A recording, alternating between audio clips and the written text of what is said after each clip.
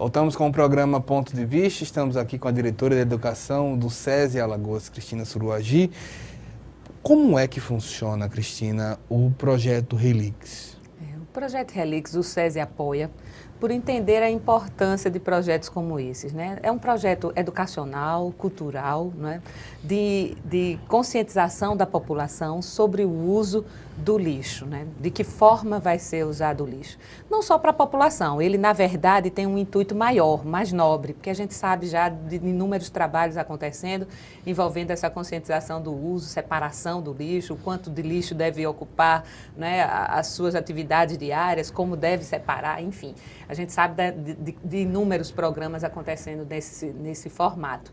Mas o intuito maior do Relix é que a gente sabe da legislação, né? Agora que os municípios têm que transformar até um determinado período os lixões em aterros sanitários, né? Ou seja, acabar com esses lixões e o quanto dificulta a vida de inúmeras pessoas morar próximo a um lixão, passar próximo a um lixão. A gente sabe das dificuldades e dos problemas que aquilo acarreta, não é?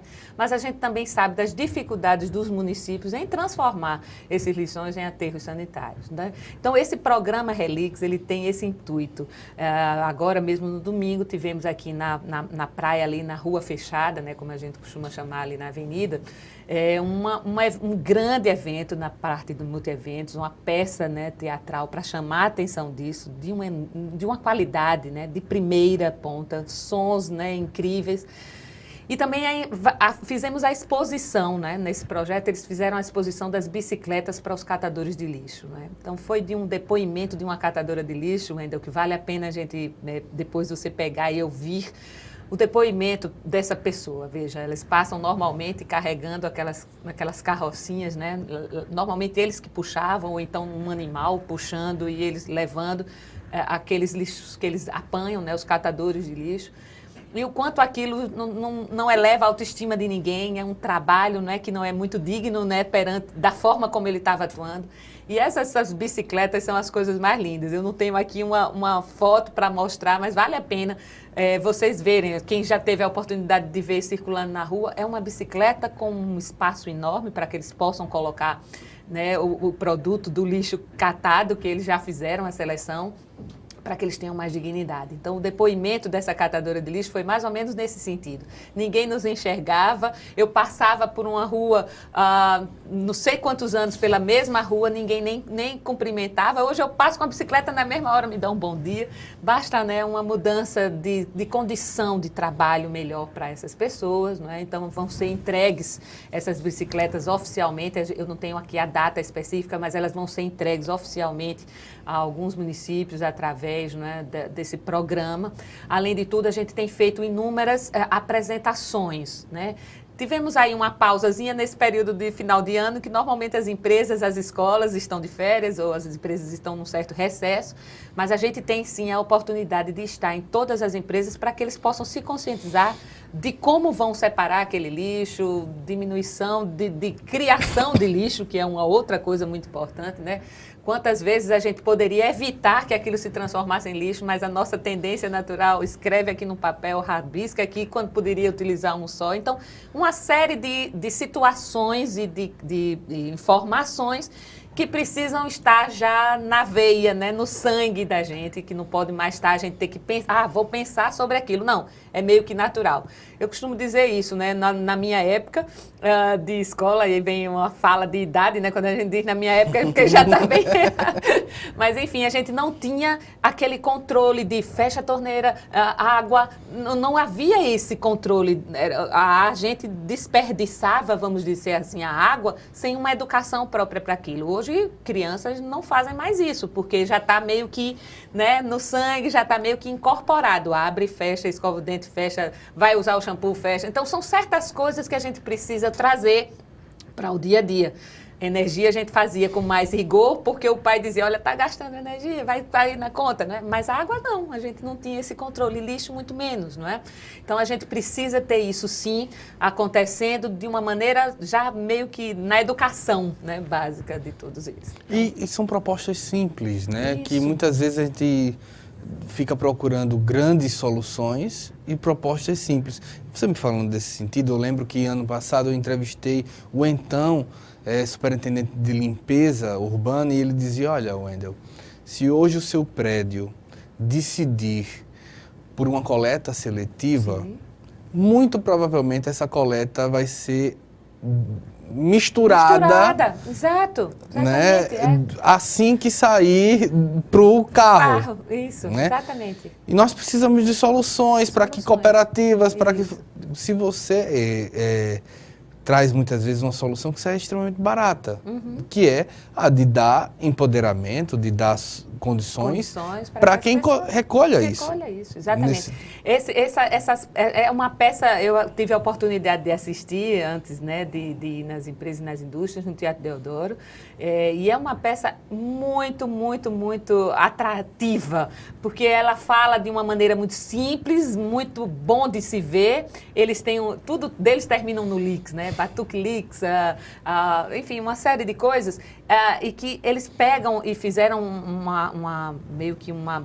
esse Batuque Leaks são sons feitos com coisas recicladas, enfim, e eles dão todo o direcionamento. Às vezes você olha assim e diz, meu Deus, qual é o lixeiro? Vê lá, colorido, verde, vermelho, amarelo, azul, aqueles lixeiros, né, separados, onde é que eu vou botar isso? É o lixo molhado, é o lixo seco, é a lata, às vezes, né, causa um certo, poxa, tem que parar para olhar, para ver. Isso precisa ser natural, eu já sei onde é que eu devo colocar, tornar-se dessa maneira, né? O Estado, desde a Constituição de 88, ele assumiu uma série de responsabilidades com a sociedade em troca de uma carga tributária extremamente alta. Neste sentido, muitas vezes eu vejo um ressentimento do Estado, às vezes de sociedade mesmo, pela iniciativa privada assumir alguma parte dessa responsabilidade.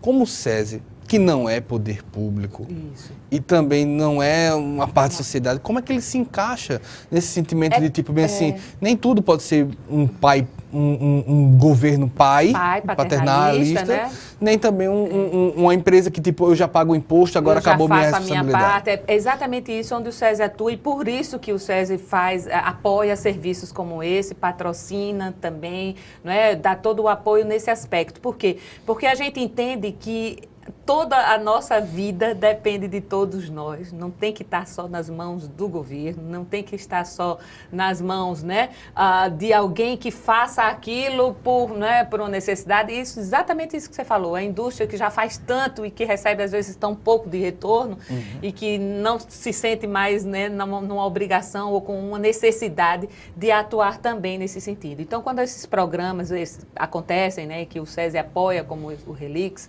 é nesse intuito, de a gente mostrar para todos, né, o quanto nós somos importantes e parceiros de todas essas situações que acontecem no Estado, do governo.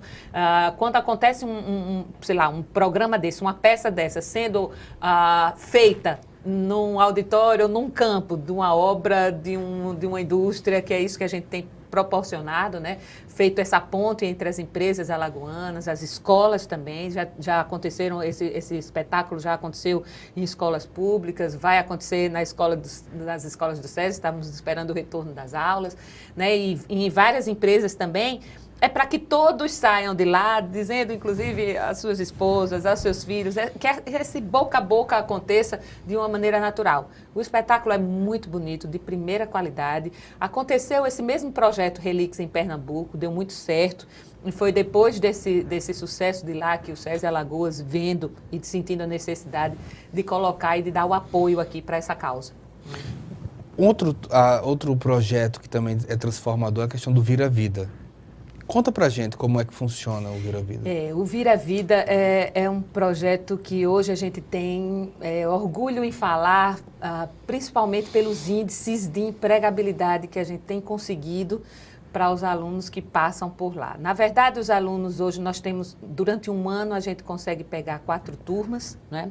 Eles ficam conosco esse período de um ano, uma parte toda na nossa unidade, né, o contraturno. O que é isso?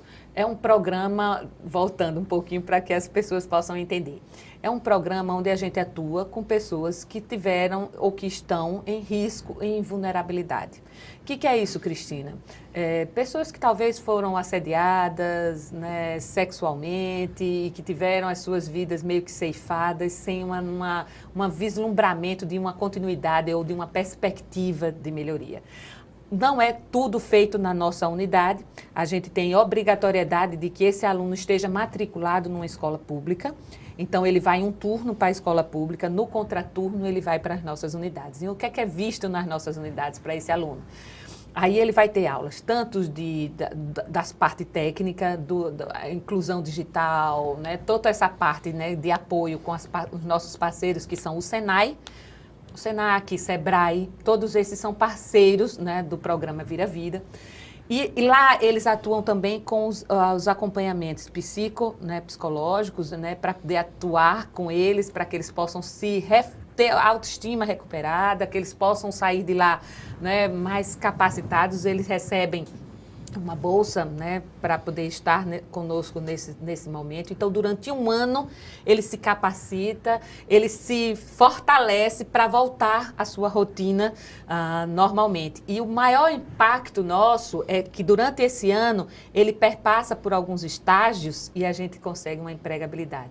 Tem sido um grande parceiro nosso no Vira Vida, né, todos esses empresários. A gente agora vai lançar o selo, né, social, vai entregar o selo social em fevereiro. Se forma mais uma turma em fevereiro e aí a gente vai entregar essas empresas parceiras do Vira Vida, o selo social, o Ministério do Trabalho, ele atua conosco, né, tem uma parceria muito grande conosco para poder a gente ter esses alunos com uma empregabilidade. Por quê? Porque a gente sabe que esse ano de nada iria adiantar se ele não tiver a continuidade sozinho, sem a nossa participação. E para que a gente possa pegar mais alunos, ele precisa ser cíclico, senão eu terminava ficando com uma turma só por 3 anos e aí eu deixo de atender a um maior número de pessoas. Esse é um programa pequeno, né? Pequeno que eu falo no seguinte sentido, a gente tem 100 alunos por ano para poder a gente direcionar. Não é um trabalho fácil, né? A gente tinha até uma intenção de pegar com drogas, enfim, drogaditos que a gente chama, mas a gente não tem esse know-how, a gente não tem expertise e aí a gente tem trabalhado num processo de seleção para a entrada desse menino de forma que a gente realmente possa trabalhá-lo e deixá-lo melhor. Assumir a responsabilidade que consegue dar conta. Que consegue dar conta, exatamente. Esse era um grande problema nosso. Às vezes a gente pegava alguns alunos, né, algumas pessoas que tinham problemas que a gente não iria conseguir dar e a gente deixava de atuar com alguns que eram possíveis.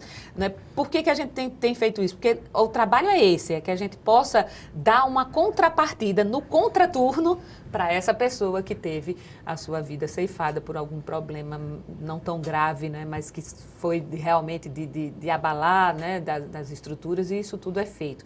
Esse programa Vira Vida acontece na nossa unidade lá no ginásio, né, do SESI, ali no Trapiche. A gente vai falar mais sobre o Vira Vida, mas eu vou dar um breve intervalo, porque a gente dá mais tempo para a gente conversar um pouco sobre isso. A gente vai falar também sobre em que nível está Alagoas em termos de qualificação, uma vez que nós tivemos nos últimos anos um anúncio que não se concretizou de um estaleiro em Coruripe, de um porto também ali, situações de indústrias, de um crescimento industrial que Alagoas sempre disse que carecia, né? E que não se concretizou de certa maneira. A gente vai falar sobre isso, a gente vai para um breve intervalo. O programa Ponto de Vista que está falando com Cristina Suruagi, diretora de Educação do SESI Alagoas. Volta já.